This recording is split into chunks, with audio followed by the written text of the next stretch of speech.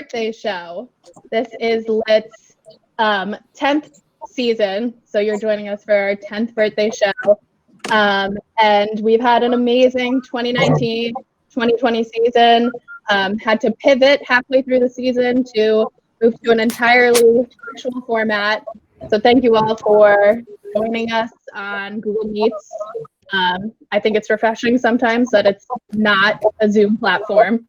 I think I'm zoomed out. But yeah, thank you for joining. We have some amazing acts prepared for you tonight. We're gonna start it off with stand-up, then move over and do some sketch comedy, and wrap it up with some improv. So I'll pass it over to Adrian, who is our sketch director. Hi guys, I'm Adrian. I'm the sketch director, and I am realizing I'm the only person who dressed up for the birthday show. So awesome. Yeah. We're gonna get this all started off though with I was also told it was an awards show, so I was like, oh, let's get dressed up, but neither here nor there. We'll move on though. We'll get this kicked off with stand-up. I'm filling in for Hetty tonight because she's out of town.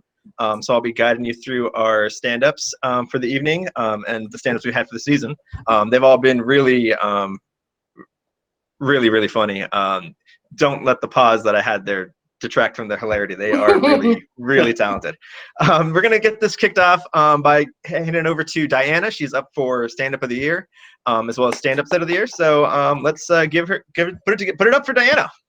Yeah. Woo! Okay, hello. I was like, let me turn my camera on.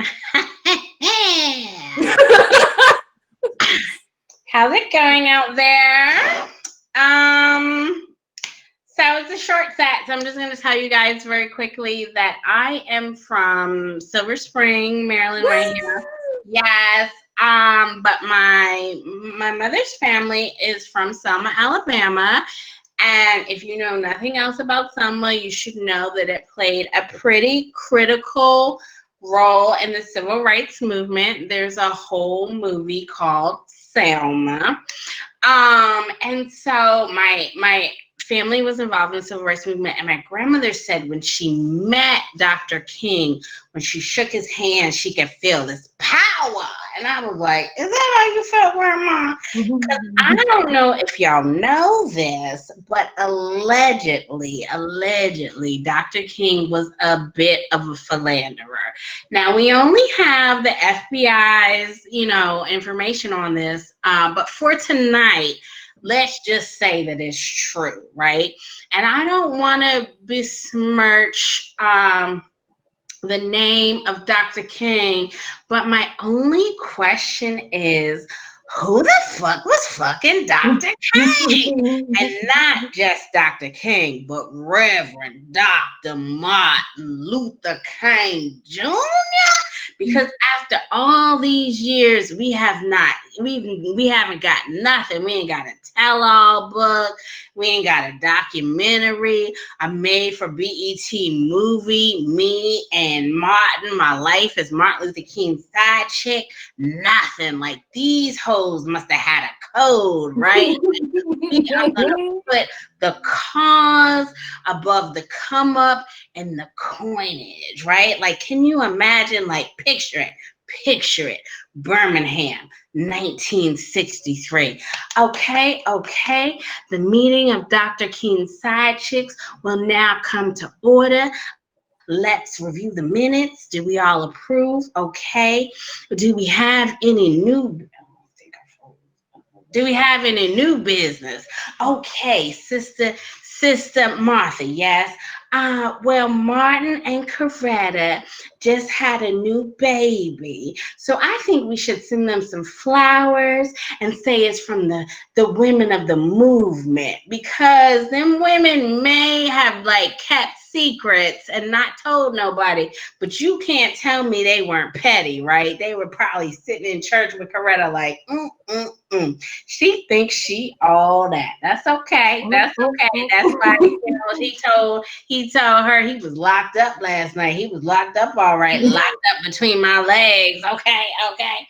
And I just think it's fascinating. After all this time, we have not heard about any of his side chicks. Like, think about it. You could be anywhere in these like United States, standing next to some old black lady, and she may have fucked Dr. King. You don't know. You don't know. You don't know. And that is the point, right? Like, next time you out, like in Starbucks or like TJ Maxx or your family reunion, you're gonna be looking at a black lady like, did you sleep with Dr. King? She might be like, yes, I did. And I admire that, right? Because I may or may not have been a side chick at one point in my life. And if somebody came up to me and was like, would you like to tell your story? Like, we're writing a book about side chicks. I would do it, and not even for no money, really. Like, I would do it for unlimited wings and tacos. I'd be like, oh, yes, like, let me show you these text messages. Let me show you where he was tagging her on Facebook and saying he loved her. She was the only one, but here he was locked up in my legs like the night before. Please put it in my contract that I like my wings fried hard and I like carne asada tacos. Okay. So I'm just saying that, like, this is a little known Black history fact. You guys might not know this, but in 1955, Dr. King was actually stabbed. Yes, he was stabbed, just missing the heart. He was stabbed by a Black woman with a letter opener. And I remember reading this when I was young, and I was like, Mom, who would stab Dr. King? A Black woman at that. And she was like, yeah, I don't know, girl, you know. But now I'm like, was that a side chick who missed a meeting? You know what I mean? Like, a ride, you know? And she saw Dr. King and she was like, you said you was going to call me, and I find out you in Montgomery organizing a bus boycott. And who is Rosa Parks? You know? Yeah. So I'm just telling y'all men out there that y'all need to, like, be careful, right? Because if Dr. King could be stabbed, if you cheating, oh, your ass is definitely getting run over. Okay, thank you guys. Happy Yeah, keep it going for Diana. Love it. That was amazing. New take on history, like it? Yeah, such a vital and important history lesson for us all tonight. Damn. We learned so much here. It's amazing. That's what I love about Lit. We just got a history lesson. We're going to move now into the modern age and a man of these times. Put it together for Evie Demi. Evie! Woo! Thank you guys so much, man. I love it that you guys came out tonight. I know I only get 3 minutes, but I'm going to give you guys the best 3 minutes of your life, which is usually what I offer most of the women that have the misfortune of being with me. So I'll be used to it. I will start off by saying that I think the nicest thing anyone's ever said about me is that I sort of look like Seth Rogen when he starts trying to lose weight for a role, which I think makes sense.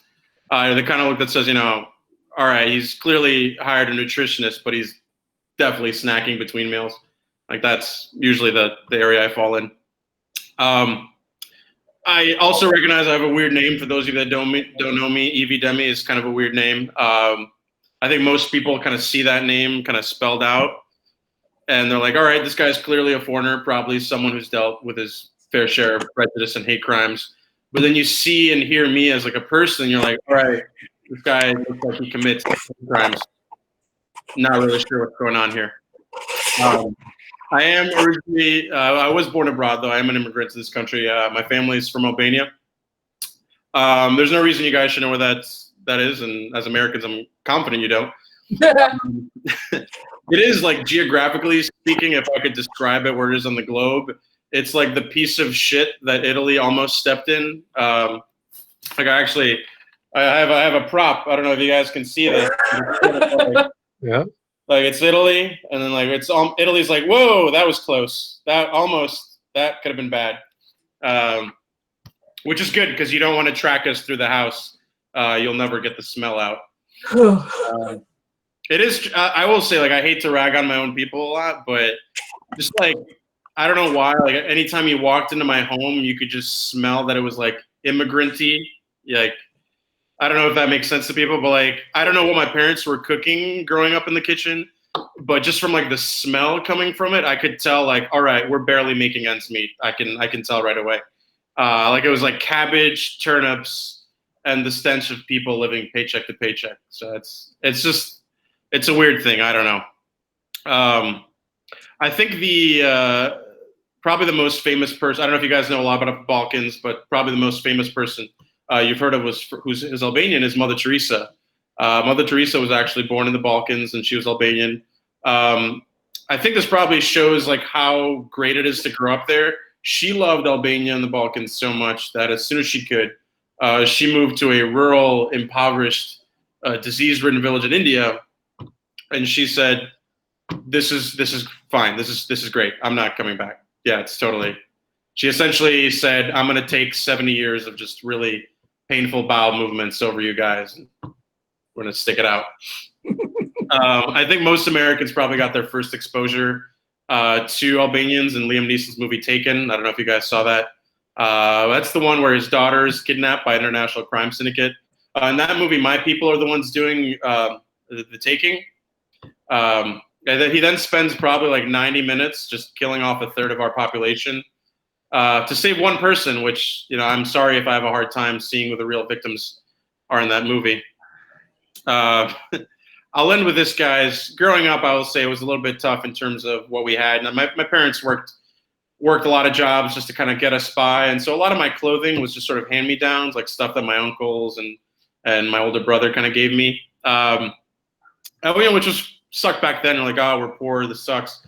But I realized I was kind of getting cool for the modern era because now all that like old country shit is like vintage, which is great. Like I have this old military jacket that belonged to my uncle. The thing is like stained and tattered. It's got a bullet hole in the back of it.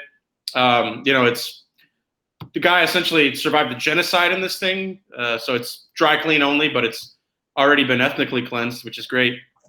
But I wear this thing out and about now, and like people are like, "Man, where'd you get that?" You know, Goodwill, Salvation Army, and I gotta say, hey, Caleb, man, and I didn't ask his name, but I'm sure that's what it was. You know, offensive to me and my people. This is the War Crimes collection at JCPenney. Yeah, so you gotta recognize my style. I'm gonna end there, guys. Thank you so much. Appreciate your time. I'll pass it back off to Adrian. Have a great evening. Keep it going for Evie. And I can definitely say with confidence that was the best 3 minutes of my life. It took me places. It was incredible. We are going to keep on going through our stand-ups. This is our third stand-up who is up for stand-up of the year. And the awards are going to be announced on August 10th, I believe is what I heard. But we're going to keep this going and put it together for another very funny guy, Max. Max. Thank you. In Soviet Albania, to impress you.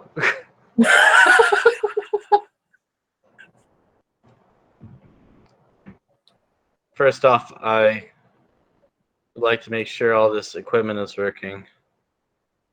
I would like to do a mic check. Would all the mics raise their hand? This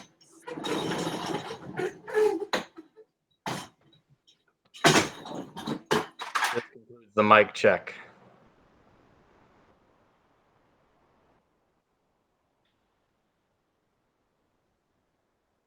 My cousin is pregnant.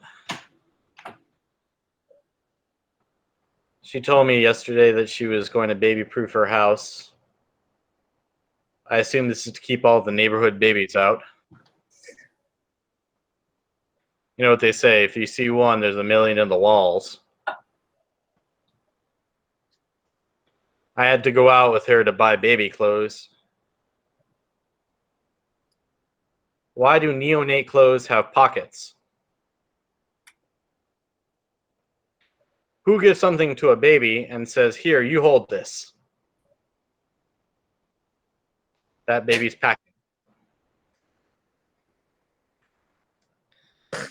She went and bought this giant tub of baby formula, and I just had to sit her down and tell her, you are already pregnant.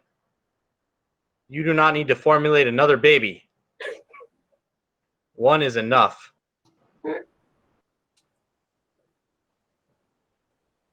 I've been kind of terrified to talk to her lately, though. I fear she has become a bodybuilder.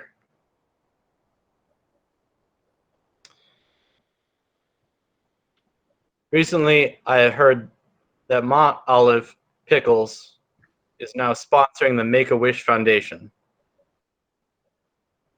I think this is really cocky of Mount Olive Pickles to assume that no little bald kid wants to take a tour of a pickle factory. I want to meet the little kid that wants to take a tour of a pickle factory. That's my wish. Actually, I figured out how to game the Make-A-Wish Foundation. Just wish for infinite wishes. One of which would probably be not to die.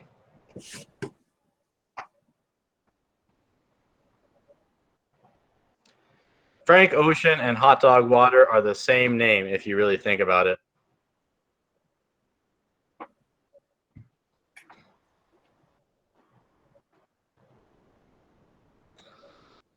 I took my cat to the vet, and the receptionist asked me, what kind of cat is it? And I said, fat and needy. Apparently, this is not a breed of cat. She looked at it and she said, no, this is a domestic short hair. Man, how is that any different from the description I gave? I want to see an international long hair cat. It sounds like it would wear skinny jeans and smoke cigarettes. Can we actually all get real here and realize that we don't need breeds for cats? There are two kinds of cats. There are normal cats and funny-looking cats.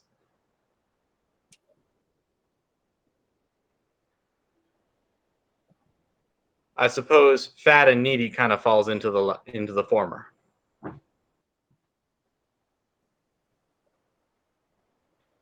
I'm guessing that my time is pretty much up, so I will relinquish you to Not Hetty. Thank you.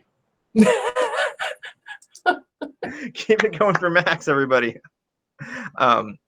Yes, as Not Hetty, I appreciate giving control back to me. Very funny stuff for Max. Just really awesome. Our next stand-up is finish up his second season here at Lit. I'm just gonna let whatever's about to happen. So Adrian, did you put it together? Is it? I'm not sure. Put it together for Ed Lee, everybody.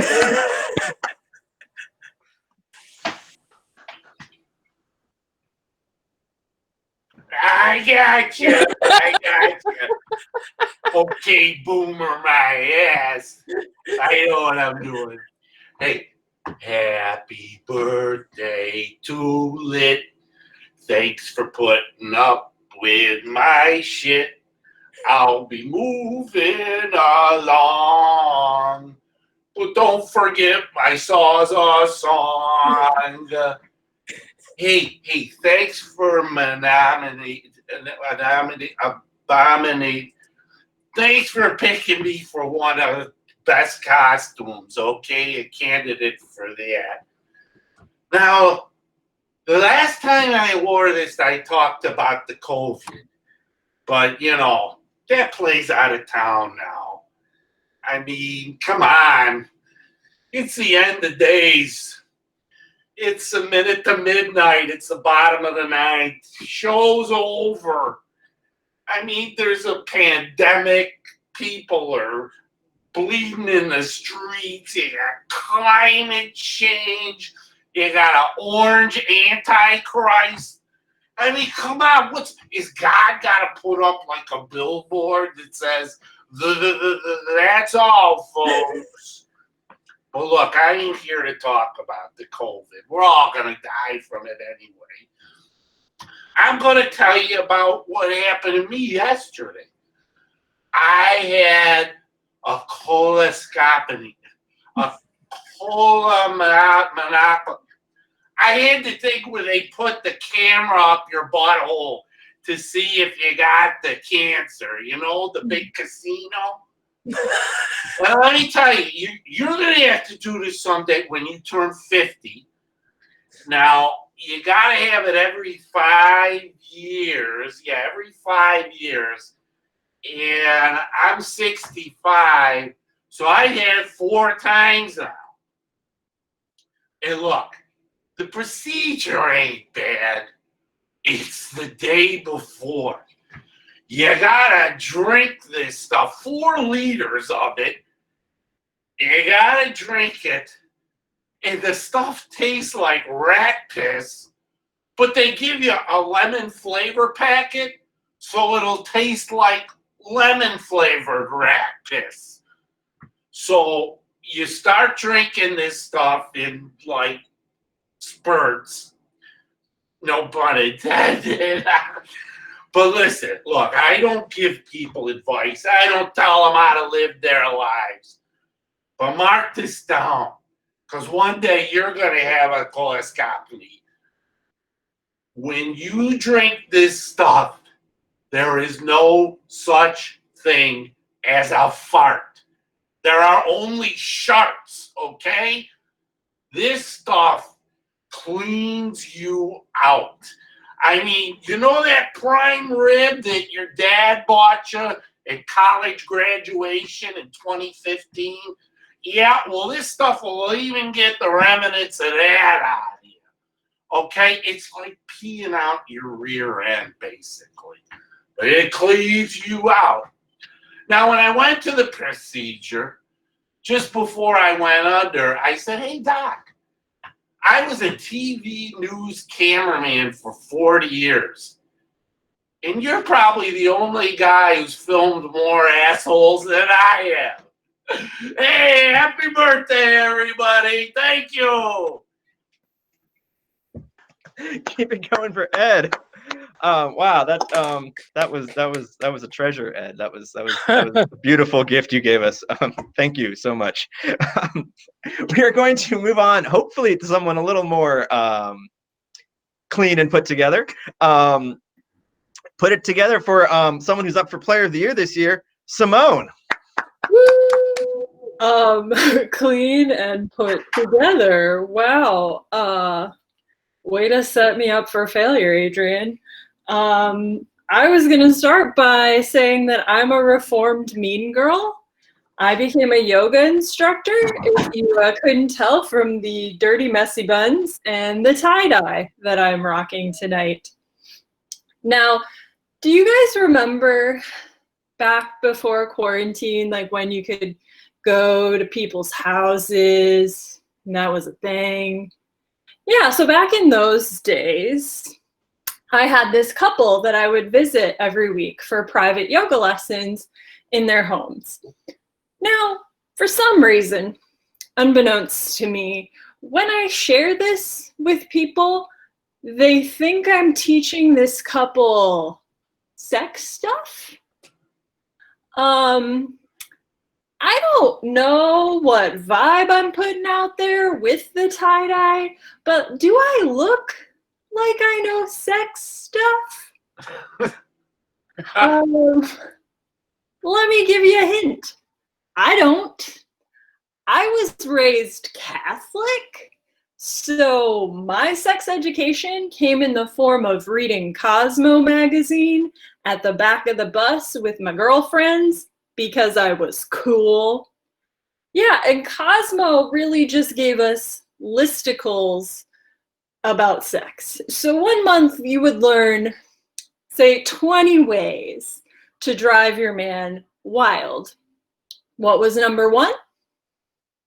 Suck his dick, but don't make him talk about it.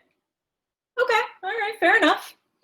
And then next month, you would learn 19 ways to create deeper intimacy with your partner. And number 1 was make eye contact while you suck his dick, but remember, don't make him talk about it. So I'm not sure exactly how many ways Cosmo needed to tell me just to suck dick and shut up. But that's where we are, and I guess it must have worked because I've been married for almost 9 years now. So good on you, Cosmo. Now, back to the actual like teaching of yoga thing that I do. Once when I was teaching a class, I had a client fall out of their headstand, and they were so embarrassed that after class they came up to me just apologizing profusely, like, oh my God, that must be just your worst teaching nightmare to have a near injury in class. And I had to stifle my laugh in their face because that is nowhere close to what my worst teaching nightmare is. Mine is that, say I'm like, demonstrating a pose, and then my body decides to betray me with a super audible queef. And it has happened, okay? That's real life. Now, for gentlemen who might be a little confused, let me explain. So some people would describe the queef as a vaginal fart. No, I take issue with that. It is more of a burp, okay? Let's talk this through. So your vagina chugs in the air. It has nowhere to go, so it's coming straight back out, right? Also, both your vagina and your mouth have lips, so it is a better comparison all around. I'm going to tell you, queefing on the job as a yoga teacher, kind of a rookie's mistake. After you've been teaching for a little while, you learn which are the pants that kind of hold it all in for you. They act as a force field. If you want to know the real reason that we all stopped wearing Lululemons, it's just that those pants are terrible queef mufflers, okay? I leave you with that wisdom. Thank you so much. Keep it going for Simone.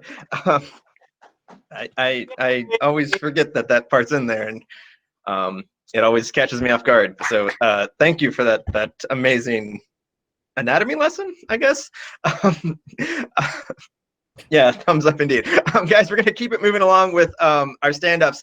Our next stand-up is Tiffany, and she is going to be giving us a taste of her character, who is up for Best Character of the Year. So, guys, put it together for Tiffany Harding. Woo!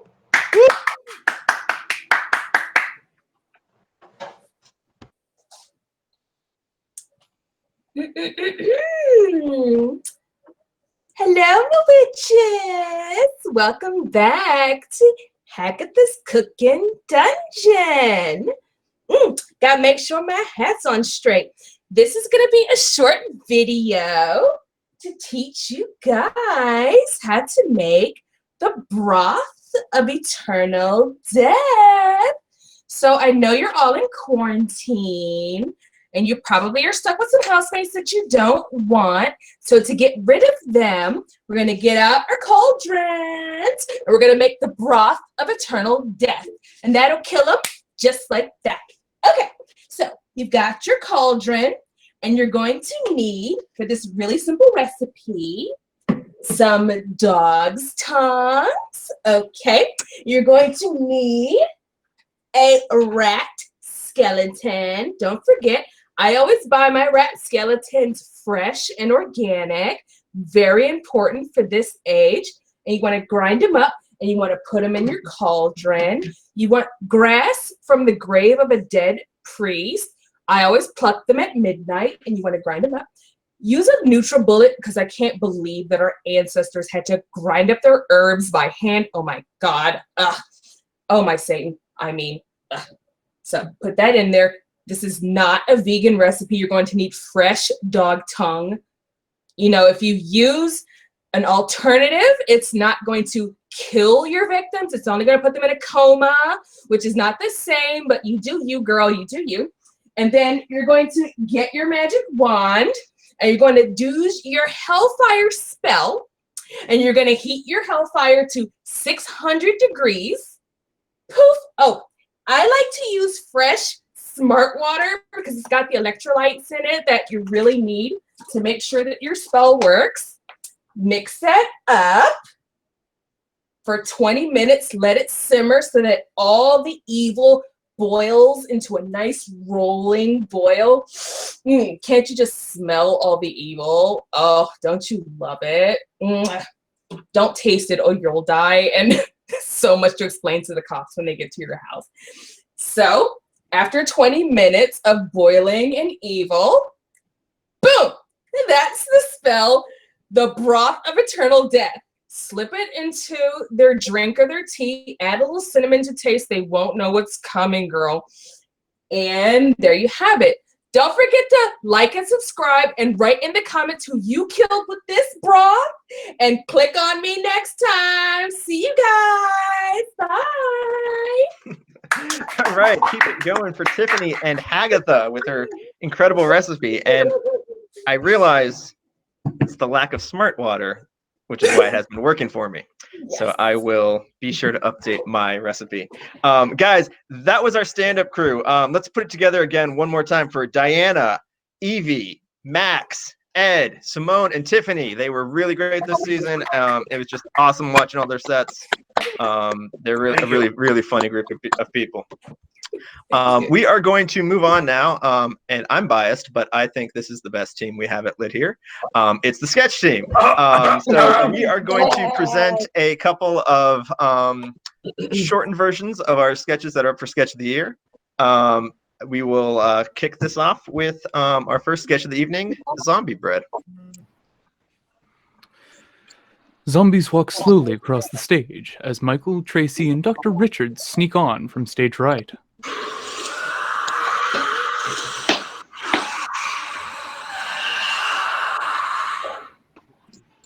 Richards, tell us what you know or we'll leave you here. Well, it's not like we're going to like it anyway. As you know, 99% of the United States population has turned into these wandering undead. You might also know that 1% of the population has a certain autoimmune deficiency known as celiac. Wait. That's right. The only ones of us who have not turned into these aimless walkers are the gluten-free. The gluten turned them into Zom. Don't call them that! Media has made people assume that these bread walkers are saying brains as they stumble about, when really they have been saying... Oh my God, they've been saying bread. They've been saying bread the whole time. I knew it.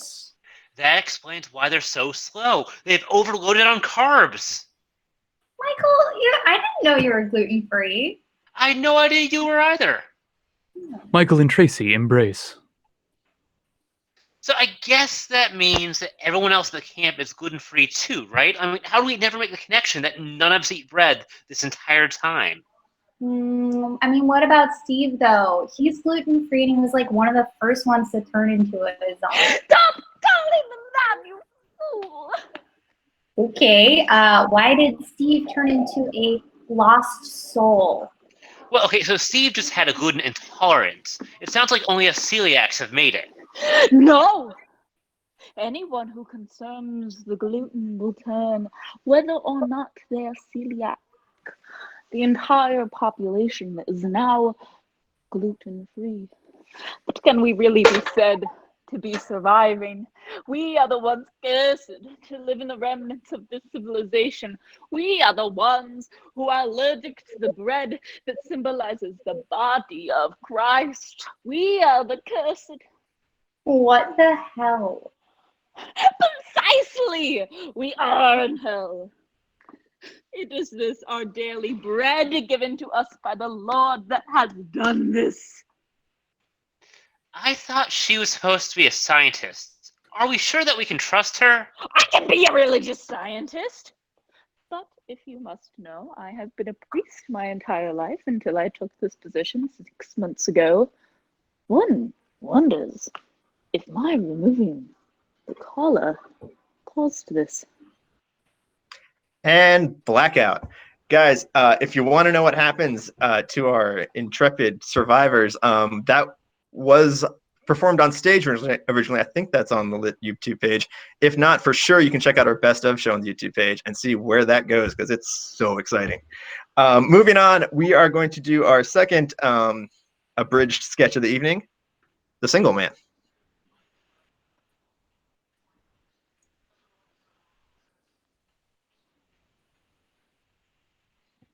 Maria, you're on mute. Of course I am. Sorry. Okay, now that I've got this up and running, the network wants us to resume filming as soon as possible, so we need to find a new face for the next season of The Single Man. He has to meet so many qualifications, and we're doing this over video conferences, so this will be difficult, I suspect. Yeah, I agree. I mean, we've been through thousands of eligible single men. I haven't seen near the level of charisma that it requires to date 28 women at the same time. I'm hopeful about this next batch, though. Let's just get on with the process. I think you mean Journey. Let's bring up Henry. Hey, I'm Henry.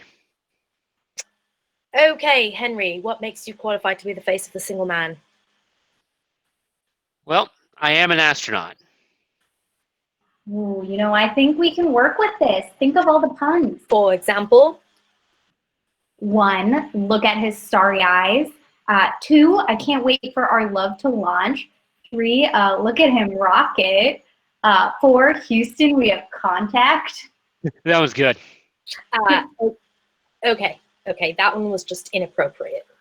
Okay, 5, how could I not gravitate to him? 6, it's a full moon and I'm in full swoon. 7, I don't need space. 8, I'm so glad to be atmosphere. I mean, I could go on. He's perfect. Maybe. Even those puns won't give him a personality. Let's see our other options. Plus, a dog could do his job. Thanks, Henry. We have all we need. Bye. Sweet. And blackout. Again, guys, to see what happens on the rest of that sketch, check out our Best of show on the YouTube page. We'll see if they find someone to play the single man and what kind of crazy hijinks they all get into. Finally, to wrap up our portion of the show, we're going to do something a little bit different. We are going to show the world premiere, I guess, of a video of one of our sketches that we put together. So I'm going to turn it over to Brian so he can do a screen share and enjoy. Sweet. Let me know if this audio doesn't work or something.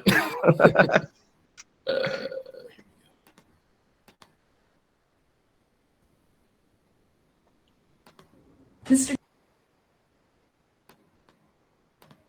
Deakins, thank you for agreeing to do a virtual appointment to follow up on your colonoscopy results. So the best way to explain your colonoscopy results is to visually walk you through them from the video, from the scope. I understand, and I suppose I'm as ready as I'll ever be to see this. I'll start sharing my screen with you now.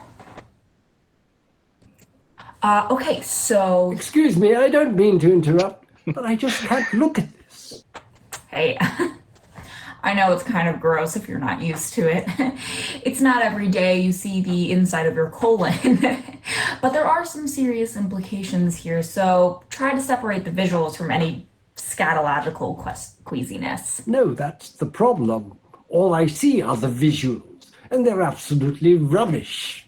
What do you mean? What do I mean? Most of your shots are completely out of focus, poorly lit, and appear to be framed by an orangutan. So your problem is the lighting? My problem is the cinematography of my colonoscopy. Listen, I know you're acclaimed cinematographer Roger Deakins, but Acclaimed? I believe you're understating my 5 BAFTAs, 2 Oscars, and title of Commander of the Most Excellent Order of the British Empire, bestowed by the palace for my services to film.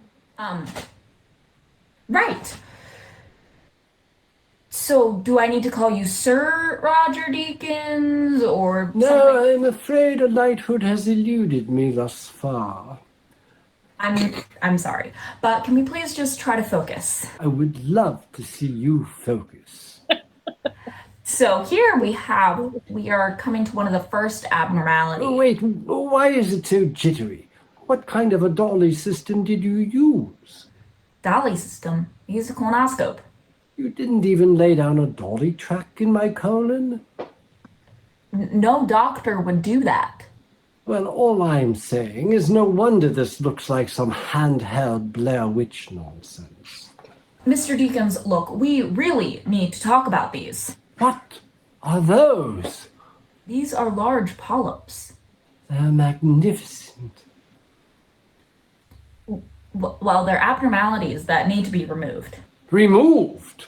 You want to cut out the only good thing in these shots? They might be precancerous. I'd rather my colon hurt than that my eyes bleed. My polyps are what finally ground this shot, giving us some much-needed bearings through time and space. I don't think you're grasping what I'm saying. Look at this next Did you one. just jump ahead? Yes, your colonoscopy took over an hour. These are the important parts. Everyone in film knows a single continuous shot, like the one I achieved in 1917, is the new gold standard. So I really don't think I can show this to my contemporaries. Why? Would you show your colleagues your colon? Not like this, no. I'm afraid I see no other way but to get back in there for reshoots. Yes, exactly. And removing these polyps requires a specialized gastroenterologist. No, I'm afraid you and I both know that I should be at the helm this time. Mr. Deakins! Yes, Mr. Deakins now, but I surely will arise Sir Roger Deakins if I can pull off the most beautiful colonoscopy the world has ever seen in one glorious continuous shot. I would lose my license. You can't lose your license by witnessing true majesty in your field. Will you just let us remove the polyps afterwards? If I can pull off this shot, yes. You have your own colonoscope? A true artist is ready for anything at a moment's notice.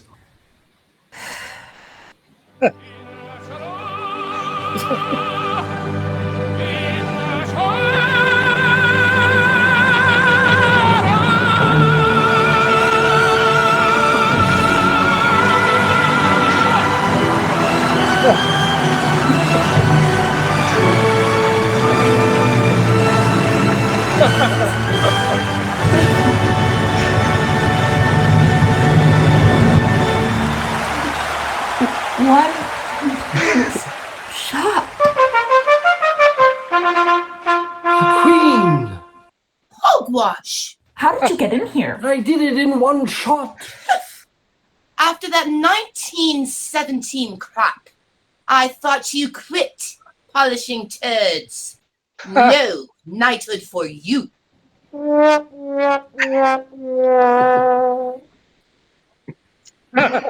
Guys, that was Roger Deakins' cinematic colonoscopy. Want to give a special shout out to Brian for editing that. That was really awesome. Yes, and I want to give a shout out to the whole team: Brian, Len, Laura, Libby, Maria, Melissa, Ryan, and Billy, who is actually serving overseas right now. So that's our sketch team. And with that, I'm going to turn it over to Rashi and the improv group. That was beautiful. Yay. Nice job, Adrian. So up next is Thermal Runaway, our Litz improv team. This is Daniel and Jennifer and Caitlin and Gifford. Wave if you are on camera and speak loudly, and then you'll become the big one. on camera if you like. I think this is the best team that Lit has, but to avoid being beaten up by Adrian, I can say with confidence that they are the very best improv team that Lit has. Yeah, we'll cicada on you. Thermal Runaway will be performing their fully improvised radio soap opera, which you may have seen at Lit Fest. So to get started, we need the title of a soap opera that you would like to see tonight. And while you are typing that into the chat box, I can tell you more about what the hell a radio soap opera is. So it's a 1940s style radio play, but it is done in the style of a soap opera.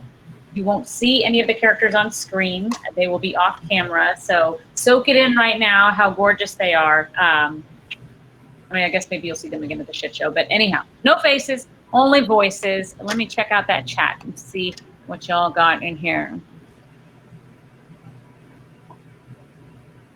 Oh, wow. So many good ones.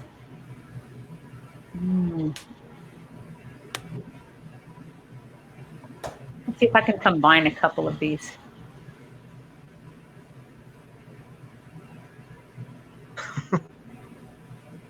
How about the bold and the constipated, TikTok goes the crockpot.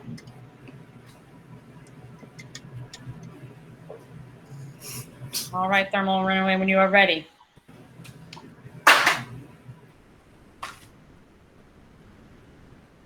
Gifford, thank you so much for helping me with my sponsorship for Xlax.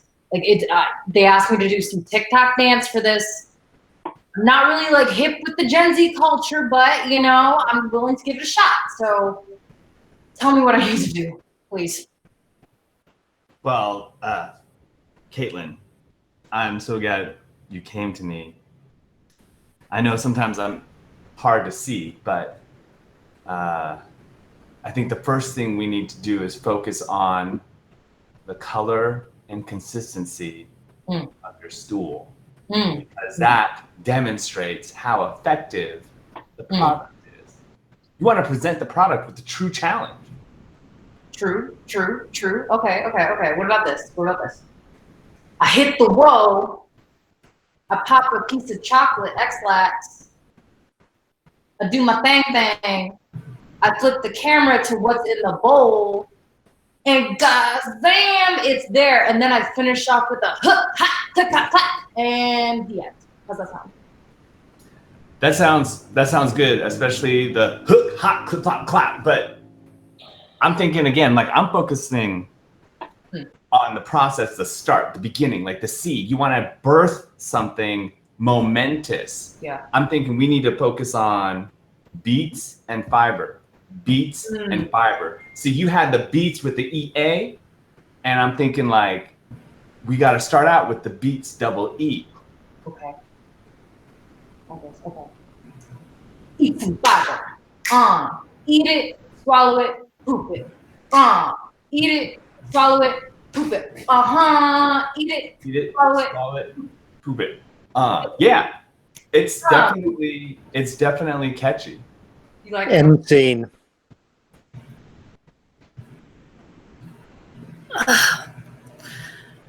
Honey, I'm just not in the mood.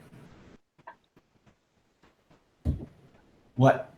You're not in the mood, but it's our date night. I feel awful. Oh no. How was your day? Did you have a hard day? Well, my day was the usual, just walking around town, wandering aimlessly and still being a millionaire. But then I came home and ate what our butler left in the crock pot. Oh. And now I can't have sex with you. Okay, that seemed like a big jump. You went from you had what the butler had in the crock pot. Don't eat it. Don't eat it. Are you hungry? We'll have to order out. Well, okay, but I'm still stuck on not having sex tonight. It was date night. We only have these every 33 days. Like, I'm a little worried now. You I can mean, I think there are people. schedule for 32 days. Okay. Well, maybe I was being hyperbolic, but still, it's in the 30s, and I was kind of Fine, looking. 31. Fine. Okay. Well, okay. Let's go back to, I guess, the problem at hand, which clearly is The butler. okay. Yes, I had the butler and Crockpot neck and neck, but yeah, the butler clearly doesn't know how to use our Crockpot. If you are feeling unable to engage in physical activity. We need revenge. End scene. Madam, I must admit, I just don't know how to use this crock-pot, you call it? Jesus. Like, come on. It is so simple. Like, it's literally on all of the TikToks everywhere in the world. I'm sure it's where you're from. Madam, we don't do TikTok in England. It sounds vile. Listen, there's a really young, famous woman who just happens to live in this small town around the corner. She does all of the TikToks. I think you need to go, honestly, just figure out her secret sauce, because what you put in this ruined our date night. And it. Oh, I'm so sorry, madam. I hate to ruin your date night, and I know it's awfully important. I shall go presently to learn about said TikTok. And see. Okay. I'm told you are the mistress, the queen of TikTok, they say. Yes, I am the queen, the mistress of TikTok. I've had X-Lax, I've had Bubble Bath, all of the people, all of the companies coming to me to help promote their products. What can I do you for? Well, the mistress of the castle, she said I need to learn about TikToks and crock pots and I don't know what else. I mean, I'm a fear of losing my job. She's never seemed so upset before. The mistress? Yes, indeed. Oh my God, I did a TikTok for her Roomba once. Amazing. Incredible. So crock pots, you say? Well, yes, I don't know how to use it, and apparently they insist that I make supper in a crock pot. Supper in a crock pot, TikTok. Okay, we can make this work. You push the button, supper in a crock pot, TikTok. Hey, put the food in the crock pot, and you push the lid on top. And then you push the button, and then you wait for like 5 hours, and then you have dinner. How's that? And scene.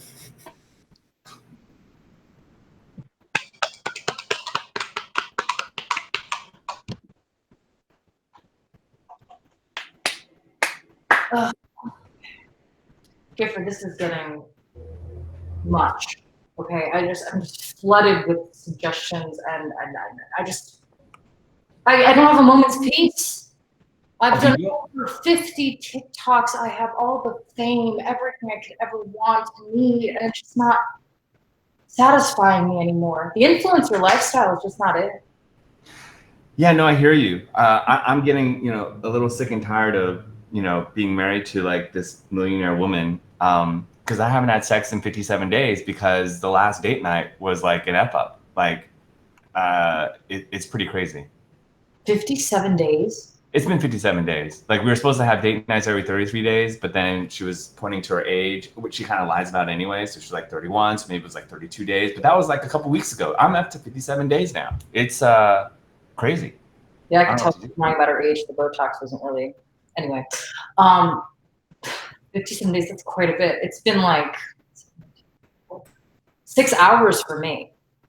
Yeah, okay, I don't need you to rub it in because that's like gradations of way better than what I'm doing. So 6 hours and 57 days, even if you round it up to 60 days, like I'm not seeing like much. End scene. Never. We're never having sex. Got it. That was not where I was going with this game of Pictionary. I thought the picture was we were going to have sex. So, Jennifer, I think...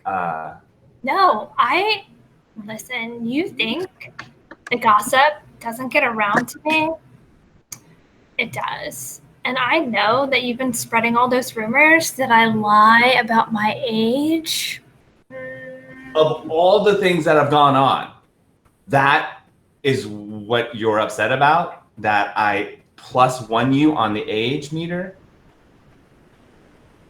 I mean, fine. I support your career as an Xlax executive when nobody even takes it anymore. I don't even know if it even exists anymore. It does. I support your whole lifestyle as this globe-trotting corporate executive, and yeah, this is the deal breaker for me. Okay. Well, then I moved to then having an open relationship, even though we're married. So maybe that's got a different name for it, but that's what I think we got to do. No. MC.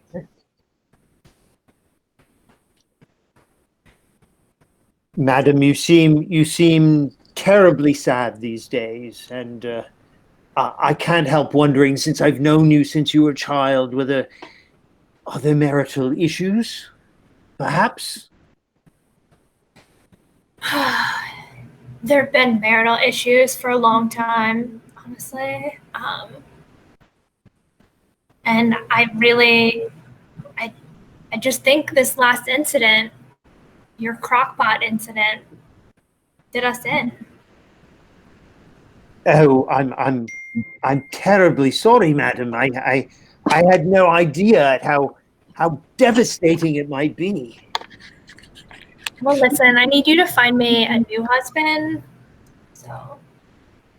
Oh, absolutely. I shall go only to the fanciest clubs, to the Garrett in London, and find you a proper husband, not someone who sells Xlax, whatever that is.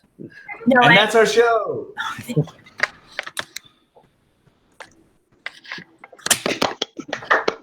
Yay! Give it up for Return for Devil Runaway. All right. Thank you, everyone. Thank you to our audience who joined. Thank you to whoever, because I can hear myself. If you didn't know, tonight's show is our, as I mentioned, 10th show. It also means that it is our award show. So we'll drum roll. We will not be announcing the awards tonight. We'll be announcing the awards on Monday. Monday, August 10th, in celebration of our 10th anniversary. But I will be announcing the superlative. So I'll get started first with our stand-up superlative. Tiffany won Best Energy. Are you cereal? You did. Yay! Yay! I would also say that's probably Best Witchy Energy, because look at that setup there. She also won Most Likely to Cook Dinosaur Parts and Then Sing About It. Yay! I do have lots of bones in my room. Check out my skull. I got plenty of them. Thank you. Oh, Jesus, that's a lot of skulls. I got a lot of skulls. Thank you. Of course. Most likely to join a Christian rock band is EJ. I don't think he's on. I was supposed to say EJ. Yeah. Greatest delivery of a deadpan joke and or one-liner. I Max, think Max, we Max. can all guess Max. Woo. This one I think we can also all guess. Best honorary Spice Girl goes to Simone. Queen. Our best compliment passer and the godfather of lit himself, Mr. Ed Lee. Thank you very much. I really appreciate you telling me this. I am a godfather. And most committed to the craft, Mr. Evie Demi. Accurate. Woo. And most likely to know all types of bread, though I guess she wouldn't survive in a zombie apocalypse, Diana. Woo. And from the stand-up team, your very own Hetty Sandberg won best at making players on her team better. So I think that may indicate that stand-up is the best. I didn't say that. Moving on to sketch, our sketch comedy team. Best mid-show costume changes. Melissa. Woo! And always ready to get into any character also goes to Melissa. Yay! Woo! Assuming this is a sketch we haven't seen yet, the best bads in Gertrude goes to both Melissa and Maria. Thank Oh, y'all. one. Thanks. You did. And we have a back-to-back award here. Best Boris Johnson and Best Bernie Sanders goes to Maria. Oh, thank you. And that's how we got it done. Thank you. There it is. Most likely to have a career as a voiceover actor, Libby Brennan. Me, yes. I love my voice so much. I want to force it on other people. Wicker baskets. Most likely to play every major figure of your childhood on stage, Len. Yes. Len. Woo! And best eccentric millionaire, also Len. Yeah. All right. Best beard, who seems to have shaved his beard. It's gone. Adrian.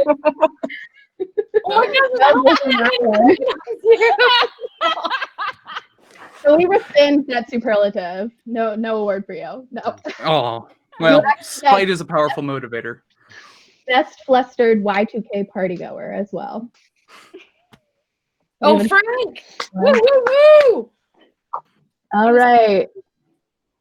Best wicker basket Wiccan. Laura. Woo! And most likely to never date a stand-up also goes to Lara.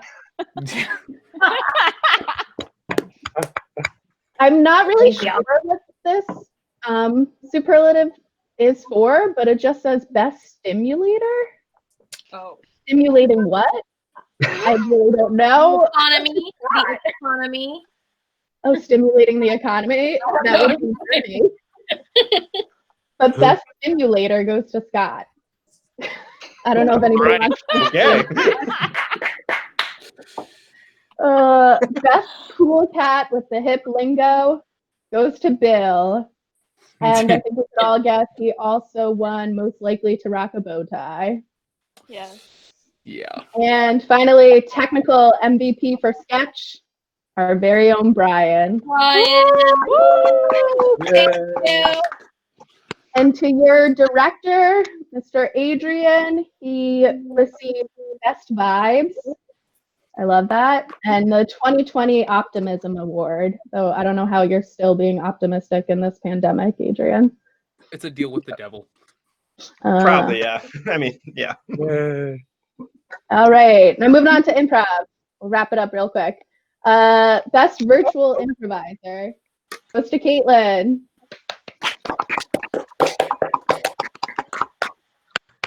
Our best game show host, Gifford.